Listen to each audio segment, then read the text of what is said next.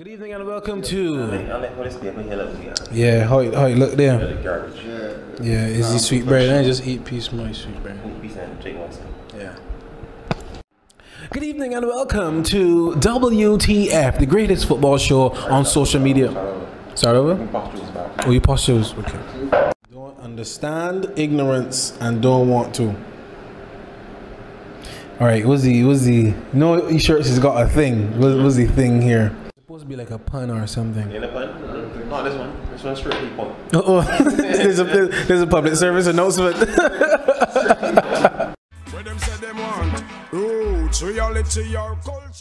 Good evening, ladies and gentlemen, and welcome to WTF. We talk football. Champions League was this week, right? Correct. Tuesday and Wednesday we had some Champions League, and I can just call out. I ain't got no groups here or nothing.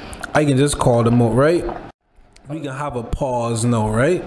And I can put on the screen all the groups and all the fixtures, so we can pause for that to happen. And they just call out these scores.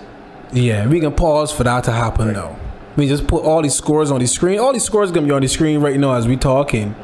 But we just have all these scores on the screen so people can see first, and then we can talk about a few. We can't talk about all because it getting late and it getting sleepy. City 2-1 Napoli. Kevin De Bruyne apparently is the big man in football. I'd always believe in he, you know. Yeah, for sure. De Bruyne. All soft foolishness to call the man. The man ain't De Bruyne, okay? We ain't even know if the man ain't De Bruyne. Earlier in the week, they beat Stoke 7-2. Now, to be able to contribute on an attacking level to a very high esteem, you gotta give up some defensive duty. So they concede 3 goals so far in these 2 games, but they score 9. I mean United in these 2 games score 1, but we concede none. So is now like which you prefer? Yeah. So as a fan of football, which you prefer? Gamble a little bit, give it a couple goals to score a lot, or keep it tight and maybe get 1 or 2?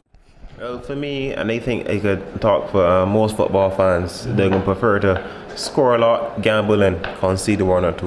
Look at this time at Barcelona, this time at Bayern Munich, last season at Man City. You can let to score a lot of goals, you can let to play attacking football all the time. And as a lot of people would say, Pep teams aren't necessarily the best defensive, but going forward, they're brilliant. And we've seen it so far this season with the Man City side. First of all, it's not a gung-ho attacking style. It's a very, very tactical setup. Man, you got to give the man his credit, man. If you want results, you have to take a risk. If you want to take risks, you're probably going to get results. You're going to get bite sometimes, but you had to take a risk to do it. All you got to do is win more than you lose. I used to get slayed on Football Fiesta for talking about Liverpool and being real bad towards them, right? But I get a little 7-0 win against Maribor, a club I never hear about before. So yeah, I guess that was a pretty good victory. You watch again? Yeah, I did. How the player? I ain't watching. Man, they played pretty well, but if you want to sum up Liverpool in just one word, I think it would be trash. Trash, but they win 7-0? You mean thrash? Yeah. Thrash? Garbage? Trash. Me thrash like get beat bad? As in garbage. Liverpool ain't no good, it's just that the team they play ain't no good. Oh, that's what I'm trying to say all this time. I just thought leaky for a little bit. So, what do you think about Salah? I think Salah kind of overrated. I like Salah, but Salah to me he's a nice player, but I mean, he quick, he got a lot of pace, he got some dribbles, he finishing poor though, you got to work on his finishing. And sometimes the decision making is the final third ain't the best. Man terrible though. Salah? Man terrible in the final third. He's okay, but I mean, I wouldn't. Salah is an okay player, but I think he's kind of overrated because I see he miss a lot. I see he miss some easy rebounds. I see he miss like 3 easy rebounds, and I make up my mind. I always make up my mind about footballers real quick. And if I see you miss 3 easy rebounds, I can be like, Spurs and Madrid 1-1. Now, a lot of people, including myself, rate Spurs highly for this performance because they really competed against Madrid. I had Madrid skipping for large portions of the game, almost went in at 1-0 at halftime, if it wasn't for Serge Aurier diving in on Tony Cruz. I listened to this season, early this season, I know last day see Tony Cruz actually running with the football, like sprinting with the football, and Tony Cruz sprinting into the penalty area, lose control of the ball. I see the ball gone, so then I see Serge Aurier making the challenge. I could not believe it. I don't understand. What do you think? You watch the Spurs game? Yeah, What do you think about the performance? I think Spurs actually, they like stamp their name in the ground there that we are actually a team that mean business now, Right. and that they come here to do some work. On the other hand, though, Madrid, they're still showing a lot of cracks in the armor, and yeah, in the whole team, boy. Yeah. When's the last time you hear about Asensio? He had a pimple on his foot or something like that burst, but he's shaving. I see he plays since that. That's practically how Madrid season going right now. On Wednesday now, we had some top football on Wednesday. PSG 4-0 Anderlecht. All three of them get his score sheet, I think. It was Neymar get one. Yeah, I think all three of them plus Di Maria get on the score sheet. The new manager come in, Henkes. He's the new old manager. This is the fourth time he managing these men. And he get the victory 3-0. I think they win 5-0 at the weekend. I think so, yeah. And the back to the old self, Bayern Munich. And I'm very happy to see Thomas Müller back in the starting lineup. I see Henkes this is the old Müller. The old Müller come back. You know, I'm very pleased with that. So now I think that under Henkes, they would be back again favourites to win the Champions League. Juventus 2-1 Sporting.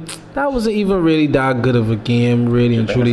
Nice free kick from Pjanic, though. But I ain't really believe in Juventus this year. I didn't believe in them last year, but I don't really believe in them this year. FC Barcelona 3-1 Olympiacos. Messi 100 goals in European competition. Leaky Sounds. What does this victory mean to FC Barcelona? It was an okay match for our standards. I mean, 3-1 looked nice on paper, but knowing Barcelona, the match was kind of scrappy. The first half, we went in the first half 1-0 to an own goal. Piqué got sent off. Yeah, Piqué. Down to 10 men. He's a beer jump, you know that? But I mean, the team still need a lot of work, but it still got Dembele to come back as well. But the team, I still don't like in previous series. Barcelona had a fixed starting 11. Yeah, I really ain't too sure was the starting. This is the first time they got a sense of uncertainty around the club. And we said so earlier too. This is the first time that we really didn't know where you're all going as a club. But I mean, once you got Messi there and you got Iniesta there for life till he decided to go on about his business. FK Quarabai and then draw with Atletico Madrid. Now people always talk about Jose Mourinho and United being defensive and thing, but Atletico, most of them games is either be 0-0 or 1-0 though. And nobody don't talk about how boring them don't be boring. Them is be boring. It's so boring that I don't even play with them on FIFA, you know what I mean? Them sound like a real boring club. Listen, to be fair, Atletico is boring against teams that they know they're better than. Because when they play like derby matches and big games, they tend to play really good football. Yeah. Chelsea versus Roma, the battle of the Edens. Get it? Eden Dzeko, Eden Hazard. One is Eden and one is Eden. At any point. So you wrong. Oh. Foolish boy. 6 fantastic goals, you must say. It was a real entertaining game in my opinion. I think it was a good advert for the Champions League. I ain't really care what Chelsea getting the points or nothing. So by the end of the day, I think Roma did well. Remember, these teams got to play one another 2 weeks from now. Yeah. You know, so it was good to see Roma fighting because people think that you know this group can just be Chelsea, Atletico Madrid that gonna go through, and a lot of people writing off Roma. Maybe I was one of those people who wrote off Roma. Yeah, so Roma got to make sure now that, you know, they don't suffer the fate that a lot of people think that they're going to suffer. And this was a real good game. Chelsea 3-3. Roma, I advise any of you, go on Google, look for the thing because we may not be able to put up the highlights. So I can see if I put them somewhere around. But if not, just bear with us, okay? Lastly, Benfica 0-1 Manchester United. Now, everybody sit back and they just allow United to have the ball. And United I mean, the goal was very fortuitous, must say. Marcus Rashford hit the free kick and drop it in there, and the keeper do something or the other. And I mean, but he didn't know where he was at the beginning, so that's why when he stepped back, he didn't even know he crossed the lane. He crossed the lane probably he first stepped back. I can put that video in the thing so everybody can see too. But the Champions League this week, all in all, we had some good ties, and I feel very confident in some teams progressing to the next round. But really and truly, we don't know the Champions League is pick up at the round of 16, and then when you get to the round of 16, you see who cut the mustard. Because sometimes you get in that round of 16, some big clubs don't make it. So when we get to the round of 16, we will got coverage and highlights and everything for the people on WTF. Got two Barca fans in here, Licky and Johan, and something happened this week in football that was unprecedented, and I need to get your opinion on it. Iniesta was awarded. It was funny is because for long people were saying, yeah, Iniesta, you signed a new contract. He was saying, man, they're in a new contract. Yeah, I know what I'm talking about. And making it, he was very coy on his future. So a lot of people thought, oh man, they're gonna sell Iniesta, they're gonna do this, Iniesta gonna retire. But then the man turned around and give the man a lifelong contract or whatever it is. Basically, as long as you want to play football, here, we can pay you. And possibly, if you want to have a job here at Barcelona, we got you covered. It's important to see Barcelona because, well, firstly, they made the mistake with Xavi, allowing Xavi to leave. Yeah, in that sort of, I guess, abrupt way. It was eventually coming, but he had to leave. But so they don't want to do that with Iniesta, and Iniesta is a very, very monumental figure in Barcelona, almost iconic. Yeah, iconic for all of Spain. Everywhere, every stadium he goes into, the man cheered. So you know, I think it's a good move by Barcelona, especially seeing as the point that he is the current captain and everyone still looks up to him as a point of reference. And I think that will go on for quite a while. So yeah, keeping him at the club till he retires is a good move, and I am happy for it.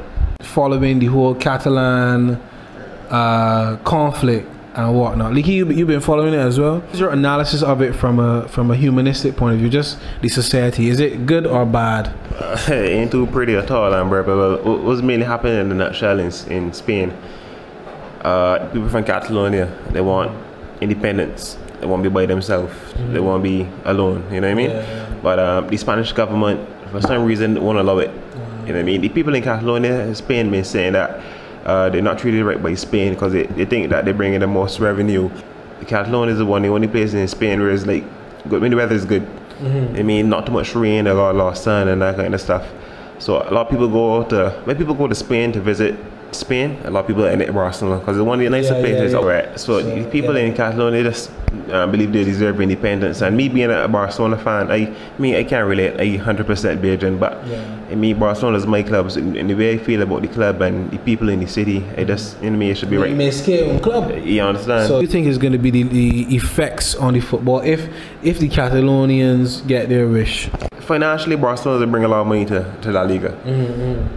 The president of La Liga, he wouldn't allow that to happen. You know what I mean? Right. Barcelona are really two top teams. Of course. If Barcelona moves to Premier League or any other team, there's millions of fans that can just done with Spain one time and focus on another league. So I don't think, I mean, a lot of people freaking out, and you got a lot of articles saying Barcelona Premier League, this and that, but fear mongering. That's what it is. But I don't think anything can happen if they get independence. I don't think they should have anything happening in La Liga. La Liga can't afford to lose Barcelona.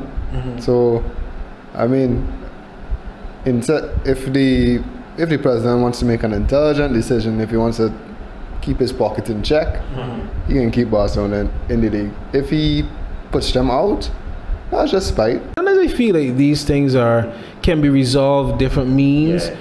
Admittedly, I haven't been following it as close as I want to, but you know, is our brothers and sisters over there in Catalonia, so we gotta pray for them first of all, and we gotta remember them and hope that they can find peaceful resolutions to the issues over there. So just try and behave and think. Finesse the cruise, November 5th, 2017 is an early morning cruise, sunrise in living color. We can be on that cruise. Big up to all the sponsors, Hot Legendary Fish Cakes and Planters Dry Roasted Peanuts. I know you see this here every Saints. Yeah, bro, just want to say thanks for having me as always. You know, I would never diss my man. You know, he's my man. All you think. Cannot diss like he sounds ever in life, you know. Give thanks. Where them say them want roots, reality, or culture.